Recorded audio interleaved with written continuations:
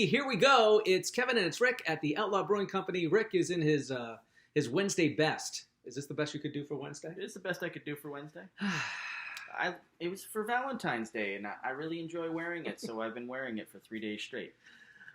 On the subject of things we enjoy, the reviews on Google, on Facebook, everywhere you put in reviews for the Outlaw Brewing Company, thumbs up to you. We really, really appreciate it.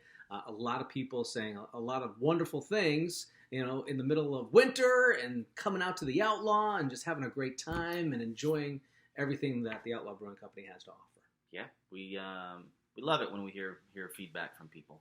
Yeah, mostly the good stuff. And it mostly is good stuff. It is. Hey, we have a little disagreement here on OBC TV, and I was wondering if you could help us out. We were talking about the early beers that we were drinking, or what we consider to be a craft brew.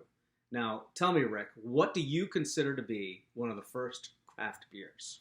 Well, see, when I think about craft beer, I think of non-Bud Light. Okay. McDry, if you remember that. McDry. Yeah. So there's a few that I remember. Newcastle. So you don't think it's...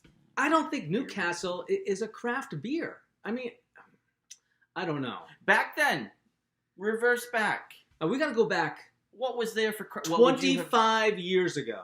I mean, 25 years ago? Was that a craft beer? I mean, were people even saying craft beer 25 years ago? No, they were talking about microbrews. They were. It was, mass-produced and microbrews. And you had Sam and Harpoon and Shipyard and Catamount and Pete's Wicked, one of my all-time favorites. Okay, we're on the same page with that one. Yeah.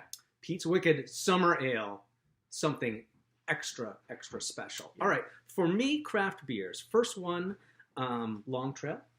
Long Trail, they're still in the craft beer business. I would say Magic Hat. Magic Hat, number 9. I had number 9. Something to do with the Vermont beers. I don't know what it was. Yeah, you're one of them hippie guys.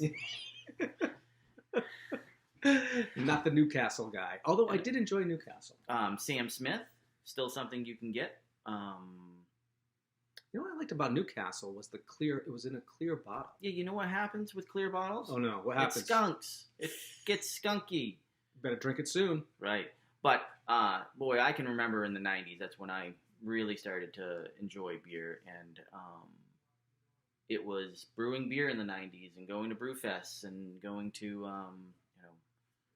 big beer events back then. And those big beer events were, the Shipyards and the Newcastle and Harpoons. Yeah, all of those things. Those guys were out there playing beer. And I was making beer back then in my brother's basement. On a gas grill. Brilliant idea. Gas grill inside basement. Gonna die. We didn't. But we made beer. We made beer in plastic buckets, and we bottled beer. And you lived. And we survived. Lived to tell about it. We drank a lot of beer. All right. Is Newcastle a craft beer? You can tell me yes or no in the comments. Back then, not today. Oh, yes, back then, not today. Oh yeah, I mean that's something really, really important to mention. And I also want to mention too is that the brown ale here at the Outlaw Brewing Company reminds me a lot about Newcastle, and that makes me happy. Yeah, Newcastle of the 90s. Try the brown ale here at the Outlaw Brewing Company. Try all the beers here at the Outlaw Brewing Company Fridays, Saturdays, and Sundays. There's information online at theoutlawbrewingcompany.com if you want hours. Facebook, Instagram, all the info is right there. And until next time, this is OBC TV. Beer.